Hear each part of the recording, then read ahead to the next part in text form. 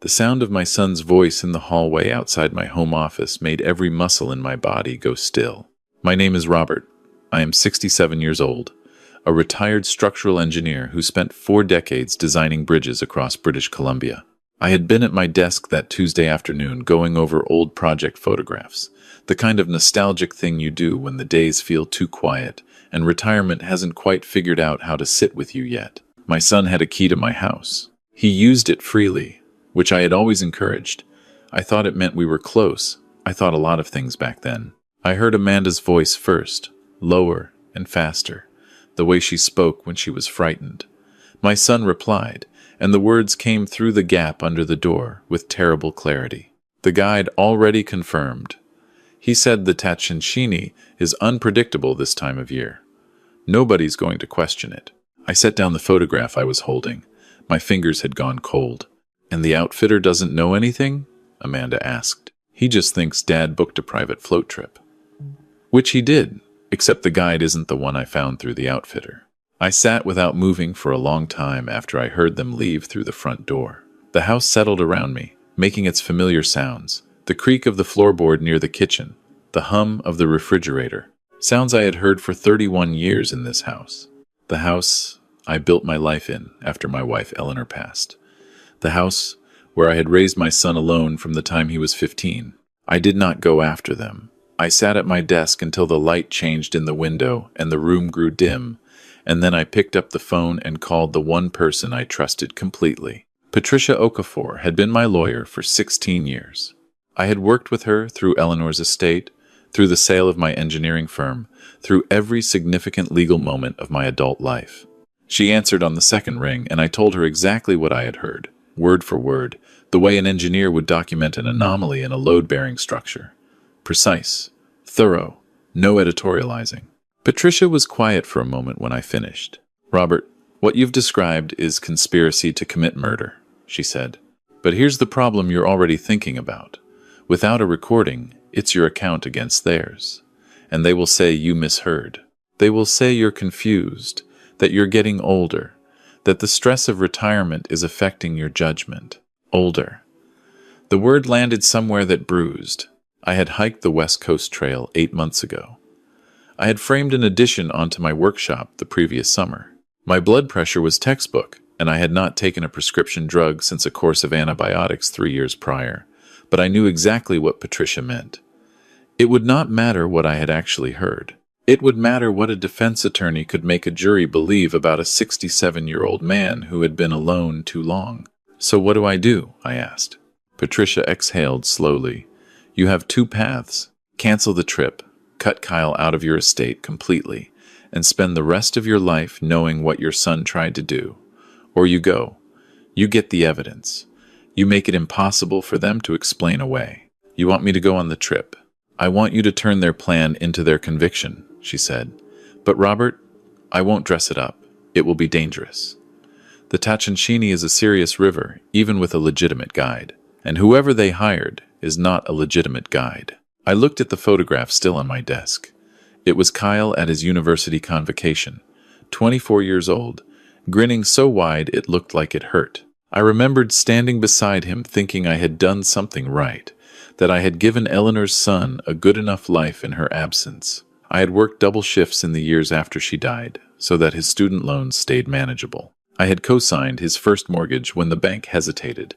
I had loaned him and Amanda $87,000 18 months ago, when the Vancouver real estate investments went sideways and the margin calls started coming in. He had never paid back a dollar of it. "Tell me what I need," I said. Patricia connected me with a man named Gavin Marsh, a former RCMP investigator who had spent 22 years in serious crimes before retiring to a quieter life in Kelowna.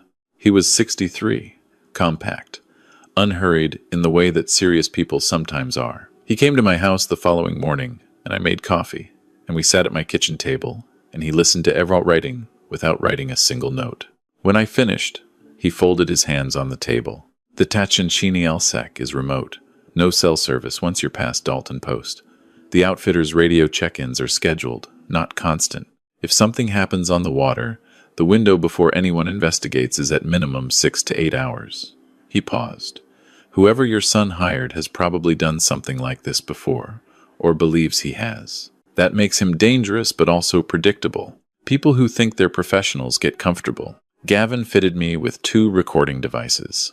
One was built into a modified fishing vest that looked exactly like the vest I already owned, which I had mentioned to Kyle I planned to bring. The other was a small unit in the lining of a waterproof dry bag that held my personal items. Gavin showed me how to activate both with a single pressure point and how to verify they were functioning without looking directly at them. He also handed me a personal locator beacon registered to my name. "This is not negotiable," he said. "You press this button and a signal goes to the Joint Rescue Coordination Center in Victoria. Satellite. Works anywhere." "I know what a PLB is," I said. He almost smiled. I know you do. I'm telling you anyway." The trip was in 11 days. Kyle and Amanda had presented it to me 6 weeks earlier as a retirement gift. A 10-day wilderness float down the Tatshenshini River in the Yukon, one of the most spectacular river journeys in the country. Bears, glaciers, eagles, world-class fishing. "You've earned this, Dad," Kyle had said, and Amanda had squeezed my arm with both hands and said she wished she could come, but the kids needed someone home. I had been genuinely moved. I had thought my son had finally understood something about me, about the kind of peace I was looking for. I had wired him $40,000 from my RRSP savings account to help cover the booking fees he said the outfitter required upfront in full. I understood now what that money had actually paid for. In the days leading up to the departure, I went about my life without changing a single visible thing. I had dinner with Kyle and Amanda on the Thursday before I flew out. Amanda had made my favorite, her mother's recipe for butter chicken that she had adapted over the years into something entirely her own. I ate 2 helpings, and I watched my grandchildren do their homework at the kitchen island, and I thought about what it would mean for them to grow up knowing what their parents had done. That thought was the hardest of all, and I set it aside because I needed to be present, and I needed to be convincing. "You're going to have the time of your life up there," Kyle said, walking me to my car afterward. "I'm sure I will," I told him. He hugged me on the driveway. I let him. The small charter flight from Whitehorse into the Tatshenshini country dropped me at a gravel strip that didn't appear on any public map. The outfitter, a broad-shouldered woman named Helene, met me with a handshake that could have bent rebar and a genuine, uncomplicated smile that I found unexpectedly comforting. She ran the operation with 2 seasonal guides and a camp assistant, and she walked me through the next 10 days with the calm efficiency of someone who had done it hundreds of times. My assigned guide was a young man named Curtis, 26, from a Champagne and Aishihik First Nation community, who had grown up on this river and spoke about it the way some people speak about family. He was open-faced and serious in the way of people who work with real wilderness every day and have been educated by it into a kind of practical humility. As Curtis and I loaded the rafts that first morning, I watched him carefully. Was this the man? Was this carefully established wholesome persona part of the performance? But the more I observed him, the more I trusted what I was seeing. Curtis did not have the quality of a man managing a separate agenda. His attention to the river, to the equipment, to my comfort was entirely genuine. Then I noticed the other guest. There were 6 of us on the float in total. 2 couples from Ontario celebrating a joint retirement, Curtis and myself, and a solo traveler named Gerald, who had apparently booked a last-minute spot after a cancellation. Helene mentioned this without emphasis while reviewing the guest list. Gerald was in his late 50s, short gray hair, a quiet manner, and gear that looked new but worn in specific ways that suggested he had bought it deliberately for this trip rather than assembled it from an existing outdoor wardrobe. He made small talk at dinner the first night without offering any real information about himself. He asked me more questions than he answered. I began watching Gerald very carefully.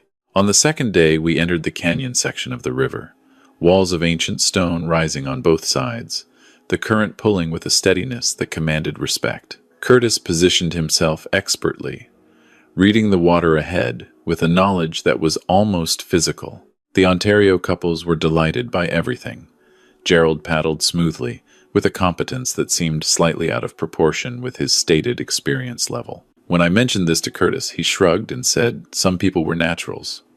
I said nothing more. That evening, I found a reason to walk near the supply tent while Gerald was on the satellite communicator Helene kept for guests to send brief messages home. I stopped out of his sightline and listened. On schedule, he said. Day 3 or 4, Upper Alsek tributary. Understood. I walked back to the fire and poured myself a coffee and sat watching the last of the light leave the mountains, and I thought about what Patricia had told me. Make it impossible for them to explain away. The third morning, Curtis announced a scheduled half-day layover at a gravel bar near the Alsek confluence to let a group of kayakers coming from upstream clear the narrows ahead. It was a routine logistical pause. The couples used the time to photograph bears on the far bank. I told Curtis I wanted to try fishing a tributary stream I could see cutting through the trees about 200 meters from camp. Gerald immediately offered to come along. I said that sounded fine. We followed the tributary upstream through spruce and willow until the camp sounds faded completely. The stream was clear and cold, and we could hear nothing but water and birds. I kept my right hand relaxed near the pressure point on my vest. Your son told me you used to fish a lot, Gerald said. I stopped walking. My son mentioned that? We have a mutual connection, Gerald said. He was not looking at me anymore. He was looking at the water, at the banks, at the trees. The way a person surveys a space. Kyle speaks highly of you. Said you were tough. Said you'd adapted well to being alone. Kyle said that. Said you were the kind of man who wouldn't panic. Steady under pressure. He crouched beside the stream as if studying the current. That's actually a problem in my line of work. And what line of work is that? He looked up at me then. His expression had changed entirely, the pleasantness gone the way a mask comes off when there's no longer any reason to wear it. The kind where a steady man has to be approached carefully, he said. The kind where you don't get a second chance to make a mistake. I held his gaze. Kyle paid you. It wasn't a question, and he didn't treat it like one. 42,000, Canadian. Structured through 3 accounts in the Caymans. Your son did his homework. And Amanda found me through someone who found someone, the kind of chain that makes things difficult to trace. He stood up. They wanted it to look like a drowning on the Alsek. Happens. The current through those narrows doesn't forgive mistakes. An older man, not as strong as he thinks he is. He tilted his head. No offense. I ran a half marathon last spring, I said. Something shifted in his face. Uncertainty, perhaps, or reassessment. There's one problem with all of this, I said. What problem? I've been recording since we left camp. He moved, and I was ready for it. I had been ready for it since we entered the trees. I sidestepped, and he caught my shoulder instead of my collar, and we went down together on the stream bank into cold, shallow water and sharp gravel. He was younger and heavier, but I had spent my career understanding load distribution and leverage, and I put that knowledge to use now. I drove my elbow into the junction of his neck and shoulder, the way Gavin had shown me 3 times in my living room until I had the angle right. And Gerald made a sound, and his grip loosened. I got to my feet first, and I reached into my vest, and I held up the recording unit so he could see it. Every word, I said. He sat in the stream looking at me with an expression I did not entirely understand. Not fury. Something closer to calculation. The look of a man revising his options in real time. That gets you one conversation, he said. It doesn't get you Kyle. Kyle's phone records will, I said. And Amanda's emails? And the wire transfers from the account they opened 18 months ago when they took out the second mortgage on their Burnaby property. My name was mistakenly copied on the confirmation statement. I didn't understand why at the time. I looked at him evenly. Patricia did. I pressed the PLB while Gerald was still sitting in the stream. The RCMP helicopter reached the gravel bar in 4 hours and 11 minutes. Curtis had restrained Gerald with 2 lengths of paracord and an unhurried competence that suggested he had managed more difficult situations than a man sitting quietly in the gravel, nursing a bruised shoulder. The Ontario couples had retreated to the far side of camp and were documenting everything on their phones with the focused energy of people who would tell this story for the rest of their lives. Helene handled the arriving officers with the same calm she applied to everything, pointed them toward Gerald, gave them her satellite log showing his outgoing communication, and then made a fresh pot of coffee for everyone involved. 2 RCMP officers sat with me for 90 minutes going through the recording in detail. Then they made calls. Those calls went to the Integrated Homicide Investigation Team in Metro Vancouver. Those calls went to Kyle and Amanda's front door at 7:40 in the evening while they were doing the dinner dishes. I know this because Patricia called me on the satellite phone at 7:53. "They have them," she said. "Kyle is asking for a lawyer. Amanda is not speaking." I sat on a folding chair at the edge of the Tatshenshini and watched the current move and said nothing for a while. "Robert, I'm here," I said. "Are you all right?" I thought about that question seriously. "I don't know yet," I said. Patricia let the silence sit, which was one of the things I had always valued in her. I finished the float trip. This surprised people, including Patricia, including Gavin, when he flew up to meet me at Dalton Post for the debrief. But I had started something, and I have always believed in finishing what I start, and the river was as extraordinary as promised. On the 7th day, I watched a grizzly walk along the far bank for nearly an hour, unhurried and enormous, and entirely indifferent to my presence, and I thought that was the most honest thing I had seen in a very long time. Curtis said almost nothing about what had happened after the first day. On the final evening, while the others were in their tents, he sat beside me at the fire, and he said, "You were calm when it happened. I noticed that." "I was terrified," I said. "Yes," he agreed. "But you stayed calm anyway." The legal process took 8 months. I will not spend more time on the details than they deserve. The Crown prosecution built their case around the recording, the Cayman account records, which the RCMP Forensic Financial Unit traced back through 2 shell corporations to a joint account in Kyle and Amanda's names, and Gerald's cooperation agreement, which he entered in exchange for a reduced charge. Gerald, whose actual name was not Gerald, had a previous matter in Alberta that made cooperation attractive. Kyle received 14 years. Amanda received 9 on the conspiracy charge. The Crown considered the children's ages and the fact that Amanda had made 3 attempts to contact me through her lawyer in the weeks after the arrest, attempts the prosecutor characterized as consciousness of guilt, though the letters themselves were not introduced as evidence. I sat in the gallery for the sentencing, and Kyle looked at me once, and then looked at his hands. I thought about a Tuesday afternoon when he was 11 years old, and Eleanor was 2 weeks from the end, and Kyle had crawled into her hospital bed and read her the sports section of the Vancouver Sun aloud because she couldn't hold the paper anymore, and her eyes were tired. I had stood in the doorway of that room and thought that my son was the best thing I had ever had a hand in making.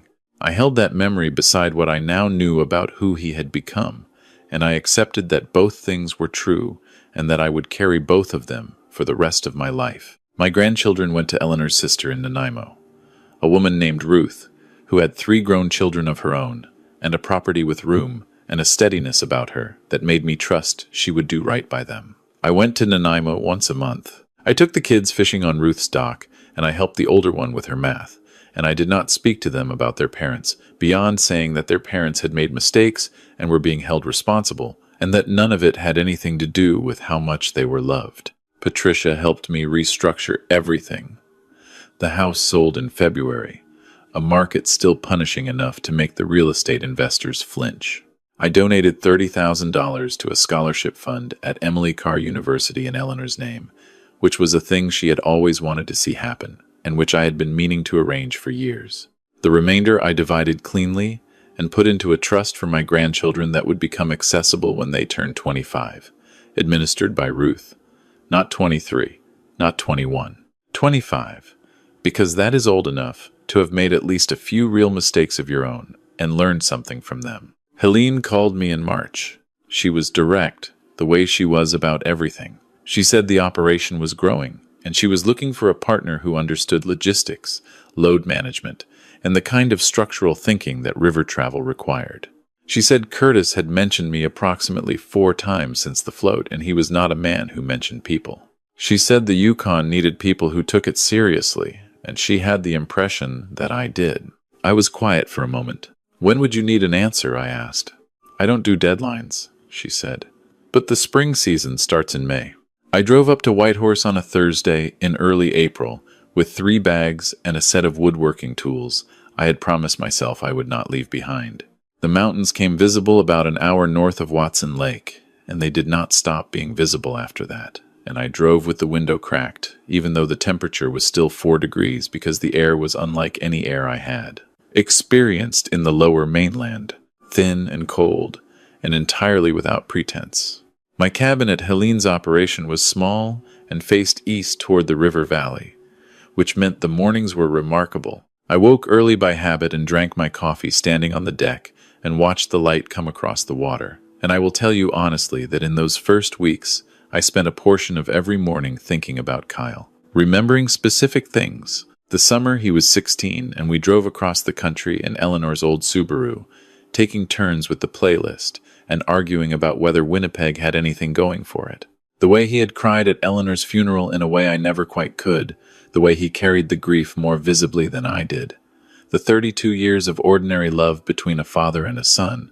I let myself think about it, and then I let it settle and I went to work. Helene was precise and unsentimental, and ran the operation with a clarity I found genuinely restorative after months of legal process and emotional turbulence. I handled the logistics and the structural maintenance, and in return, she let me fish the tributaries on quiet mornings and gave me the kind of silence that serious work provides.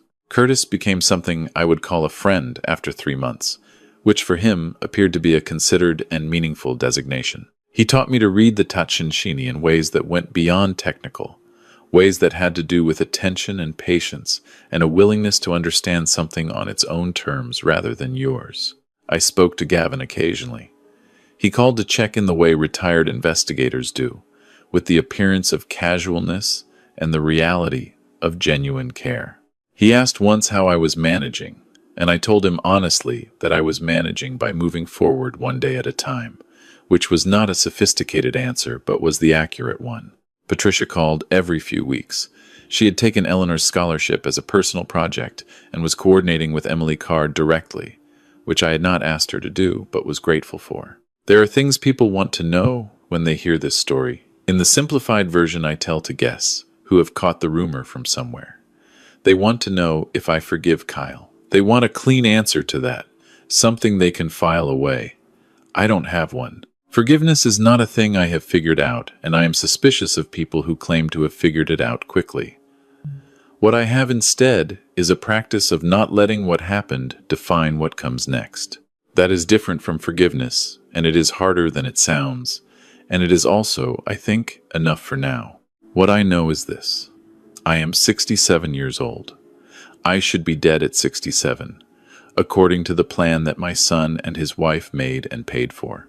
Instead, I am standing on a gravel bar in the Yukon watching the glaciers calve light into the afternoon air, and there is a raft full of retired school teachers from Saskatoon who are about to catch their first Chinook salmon, and Curtis is telling them something about the river in the tone of voice he uses when he wants them to understand that they are in the presence of something that deserves respect. My son thought I was an old man who wouldn't be missed by the wilderness. He was wrong about the wilderness, and he was wrong about me.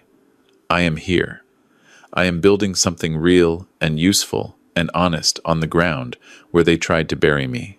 Every morning I wake up in this country is a day they miscalculated. Every guest I help, every structure I reinforce, every evening I watch the light go out of the sky over the Street Elias Mountains is a life they did not succeed in taking. My name is Robert McAllister. My son paid a man to drown me in the Tatshenshini River for my estate and my RRSP and the equity in a 31-year-old house in East Vancouver.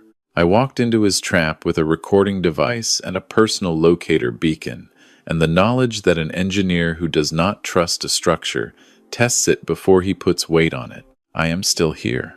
That is the whole of the story, and every word of it is true.